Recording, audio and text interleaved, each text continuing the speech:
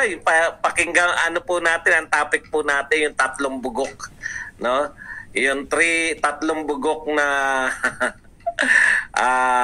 hindi ko alam kung Romualdez o BBM vloggers tong mga to, si Mike Abe, ito si Coach Bukbuk. Bakit po hindi natin siya tinatawag bakit po natin iniinsulto rin? Ang tawag niya kay Tatay Digong, si Digong, no? Talagang ano yan, talagang bastos na tao, no? Bait-baitan pero bastos. Hindi po tayo bababa sa level niya na tatawagin natin yung Pangulo na kung ano, no? Pangulong Marcos pa rin.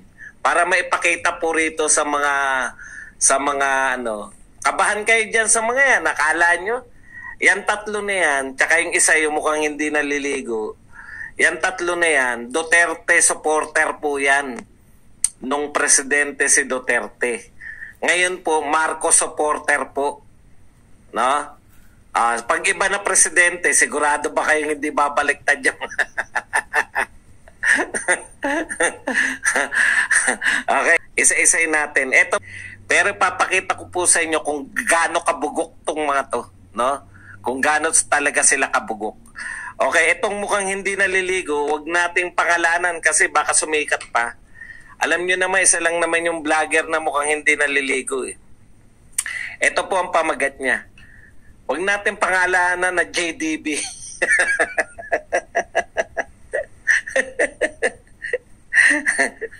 Tumatambay dito sa atin yan Nakahalata na nga ako, ang daming tumatambay dito, kukuha ng mga viewers natin, di ba? Ayan, mga kumukuha ng viewers. Tapos bandang huli, ano na, no? Ako na tinitira. Okay lang sana, wag na kayo magpasalamat sa akin. No, wag na kayo magpasalamat na nakakuha kayo ng mga viewers. Pero, tirahin nyo pa ako. Di ba? Okay. Ito ang pamagat niya. Akala natin political will. Budol pala. No, ibig niya sabihin, yung 6 years ni Pangulong Duterte, akala natin may political will.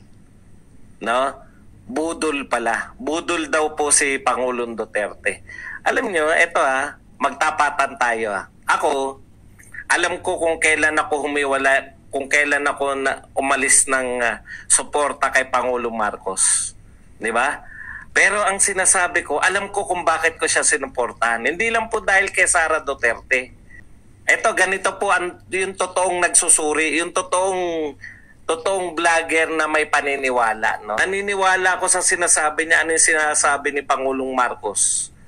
Itutuloy niya yung mga proyekto ni Pangulong Duterte. Lagi yan, di ba? Sinasabi niya yan lagi. Siya lang po nagsalita nun Kung ako Duterte, wag ko na idama yung iba. Kanya-tahan mo yung gustong magtuloy, continuity. Ngayon, tapos nung binabanata na ng mga kaalyado niya si Sara Duterte, tapos wala dehin bokik Tapos yung pagganong-ganon na siya sa ICC, sabi ko ibang klase na to. Nagtanggal na ako. Hindi ko yan nililihim na ako ay nalinlang. Hindi po. Lantad na lantad. At alam po ninyo kung bakit ko siya sinuportahan Di ba? Tapos ngayon, alam niyo na rin kung bakit. Binabanata mo na si Sara Duterte. Binabanatan. Hindi siya actually. Yung mga lahat na nakapaligid sa kanya. Binabanatan na si Sara Duterte. Dahil sa kanilang mga ambisyon.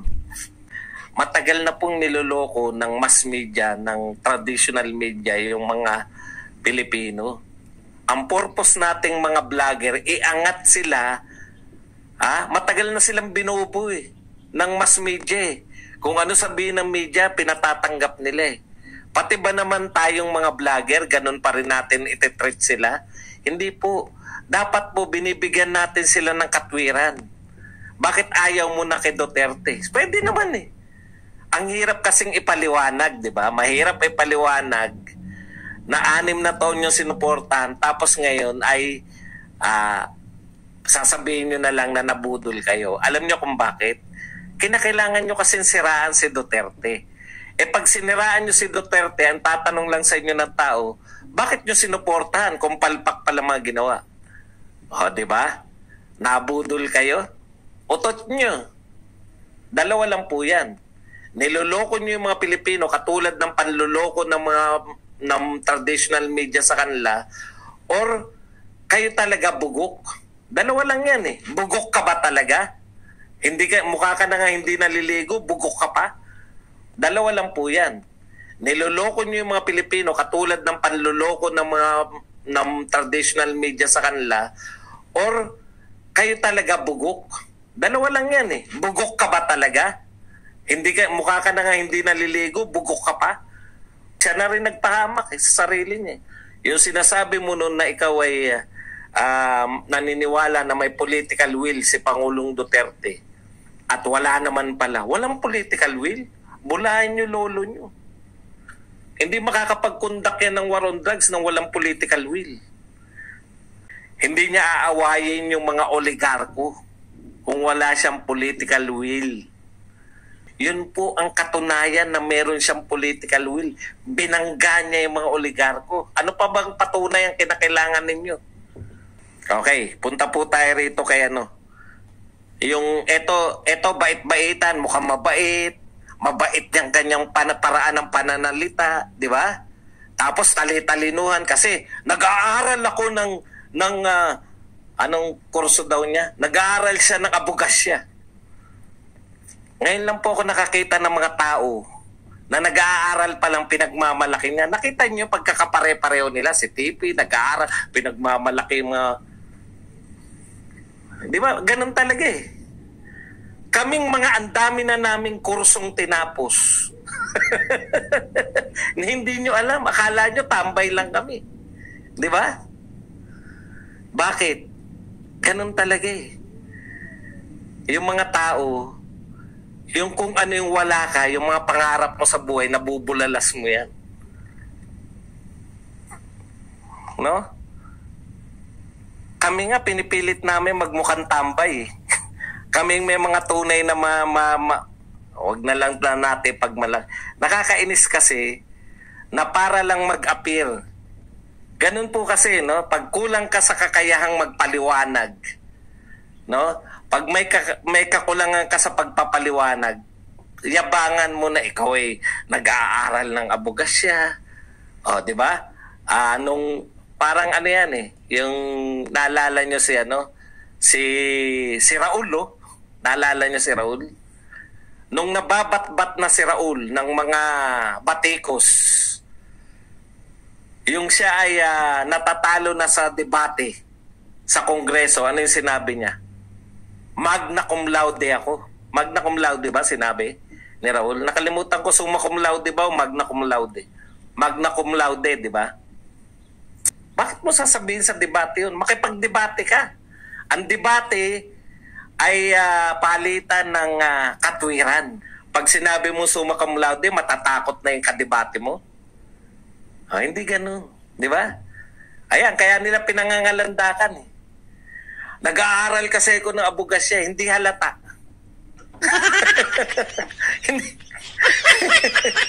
hindi halata. Abogado nga, pwede nga kontrahin yung sinasabi ng abogado. Ikaw, nag-aaral ka pala ng abogasya. Nag-aaral pa lang, alam na ng lahat ng tao. Nag-aaral ako ng abogasya eh. Mabait ako eh, pero tawag ko sa dating Pangulo si Digong. Iniinsulto mo yung Pangulo namin eh. Ibig sabihin, may tendensiya rin na yung kasalukuyang Pangulo na sinusuportahan nyo ngayon, may tendensiya rin na pagdating ng araw na iba na Pangulo, putya, sisiraan nyo na rin ngayon. Di ba? Paano kayong mga supporter niyan? Paano nyo natitiyak na pagkatapos ng 6 na taon si Bukbuk, hindi tatawagin si BBM ng kung ano-ano? Bakit sinabi ko na parang hindi na mahalata na nag-aaral ka na abogasya? Alam nyo, pag malaki nyo, dapat nasa ano rin nyo, no? Kung sinasabi nyo ako nag-aaral ng abogasya, nag-aaral ako, pakita nyo naman. Baka akala nyo, mga walang pinag-aralan yung mga kinakantsawan yung mga vlogger. Baka magulat kayo. Yung mga simpleng mga yung hindi nagmamalaki ng kanilang mga pinag-aralan. Kasi, alam niyo yun, pagmamalaki pa si Digong ba si Digong ba naringgan nyo na ako ay political genius? Hindi na kinakailangan nyo kasi nakikita na natin, nararamdaman natin na political genius Hindi niya kinakailangan ipagyabang yun. Ganun po yun Bakit ka parang tanga? Tignan mo Ang sabi niya, ICC, pasok. Ito yung pamagat ICC, pasok. Yari ka, si Digong. Yung si Digong niya, yung XI in reference to Xi Jinping. Hindi ko alam kung bakit niya kinukuin kasi gaya-gaya yan kay Maravillas. Si Maravillas kasi Maudigs, di ba? Maudigs. Click sa mga fans ni Maravillas siya kasi inggitero. Kinakailangan meron din siya. Di ba? Kinakailangan meron din siya. Kaya siya, si Digong naman. Walang originality. Okay? Sabi niya, ICC, pasok. Yari ka, si Digong. Tignan niyo Eto bang mga to, hindi nyo ba naunawaan yung sinasabi ng Pangulo natin? Pangulo natin yan, si Pangulong Marcos Kayo, ano pa kayo Marcos vloggers ba kayo, supposedly? Di ba? Hindi nyo pa rin ba naunawaan? Ano sinasabi pa ulit-ulit? Walang jurisdiction ng ICC. Mas makapangyarihan ka pa, bok-bok? Bok-bok-bok-bok! Mas makapangyarihan ka pa sa Pangulo ng Pilipinas. Pinapapasok mo yung ICC. Mas makapangyarihan ka pa kaysa sa Pangulo ng Pilipinas. Wala nga jurisdiction kala ko ba nag-aabugas siya ka? Naintindihan mo ba yung jurisdiction? Ano yung batayan niya? Siyempre, basa-basa lang yan Bakit basa-basa lang yan? Para magmukha nga matalino, para mukha nagre-research. Di ba? Papakita niya ito kasi sinabi Ano yung sinabi mo? Bakit mo pinapapasok yung ICC na nga uli? Ito raw ang batayan niya. Ayon sa survey, ayon sa survey daw, yung mga Pilipino, unti-unti na gusto na nilang papasukin yung ICC. Tama yan. Kailan ginawa yung survey na yan? Ngayon. Yung survey noon, i-quote nyo rin yung survey noon. Ano sabi ng survey noon? Gusto ba ng mga Pilipino ang war on drugs? Overwhelming na gusto nila. Will of the people yan. Ngayon, kinukot mo survey. Tignan natin kung gaano kakabugok ka. So, ang paniniwalaan natin, hindi yung sinasabi ni Pangulong Marcos na walang jurisdiction ang ICC. Hindi yung sinasabi ng DOJ Secretary. DOJ Secretary, ibig sabihin yan, Department of Justice Secretary yan, maalam sa batas yan, abogado. Ikaw, nag-aaral ka pa lang. Okay. Ibig mo sabihin, yung sinasabi nilang walang jurisdiction yung ICC sa Pilipinas, mas makapangyarihan dapat yung resulta ng survey na sinasabi. Bakit tinanong yung Pilipino, gusto nyo ba mag-investigate ICC? Siyempre, ang tanong nyo dapat, gusto mo bang ipakulong si Duterte? Tiniti ako sa inyo, majority ayaw. Di ba? Okay. Ngayon, kung survey ang pag-uusapan, alam mo ba na tinambakan ni Sara Duterte, si Bongbong Marcos, at kulelat si Martin Romualdez? Ibig ba sabihin dahil overwhelming si Sara Duterte? Ang taas-taas ng survey niya kumpara kay Marcos at kay Tambaluslos at saka kay sino pa isa? Kay Subiri. Dapat siya ang presidente? Hindi. Bakit? Ang dapat para ka maging presidente may batas. Ano yung sinasabi ng batas? 'Di ba? Kailangan ihalal ka ng tao, hindi survey.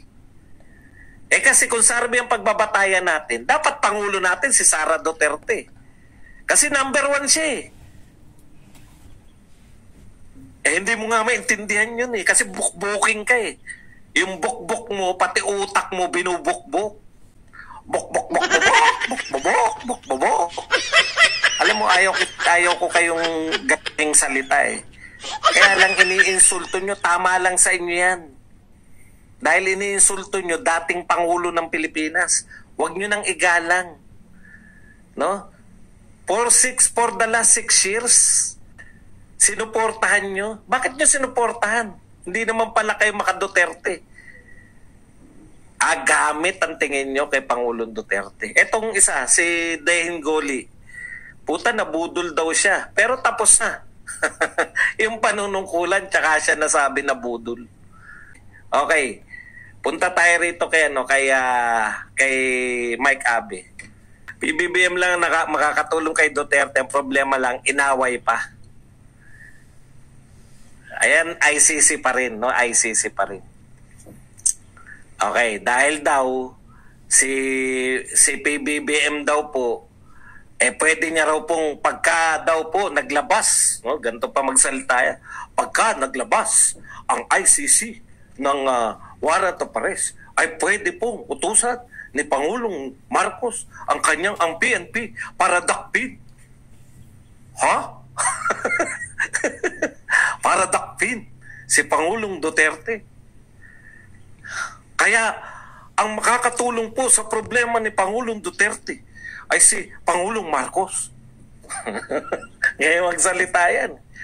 Pero inaaway pa. Kaya po, hindi ko po maintindihan. Wala ka talaga naiintindihan.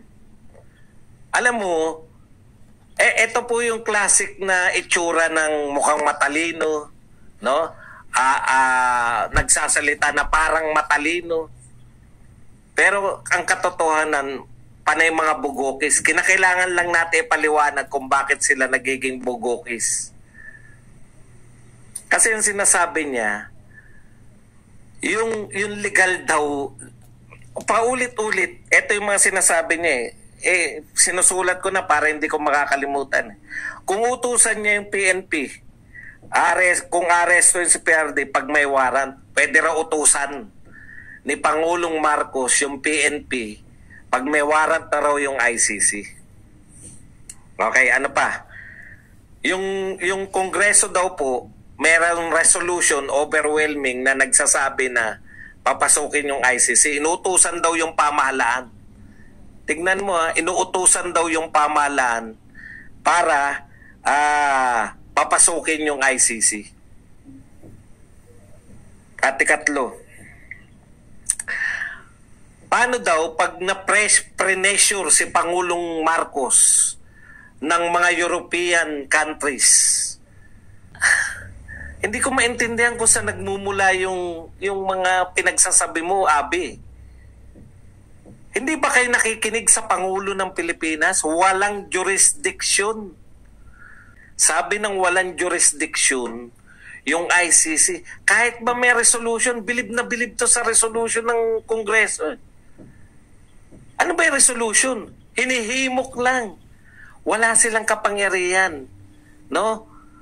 Ang may kapangyarihan lang po sa foreign relations natin, Pangulo ng Pilipinas. Hinihimok lang yung Pangulo na papasukin. Pero nagsalita na po ang Pangulo. Ang gusto mo ba, Mike Abe? Ma-pressure, pag pre-pressure daw, baka daw pressurein. Alam niyo naman, ang European countries, inaawitan natin yan na mag-invest dito sa Pilipinas. Paano niyo naiisip na kontrahin yung Pangulo? Kahit na nagsalita na ng paulit-ulit na walang jurisdiction, ipagpipilitan pa rin nila na makakapasok ang ICC? Bakit nyo pinoproblema yun? At bakit nyo naiisip na magbabago ng isip si Pangulong Marcos? Hindi pwedeng pumasok dito yung ICC dahil wala silang jurisdiction. Nagsalita na po si Pangulong Marcos at si DOJ Secretary. Ngayon, kung may iba pa kayong panukala, wala tayong magagawa. Kaya nga bugok kayo. Kaya nga tawag ko sa inyo mga bugok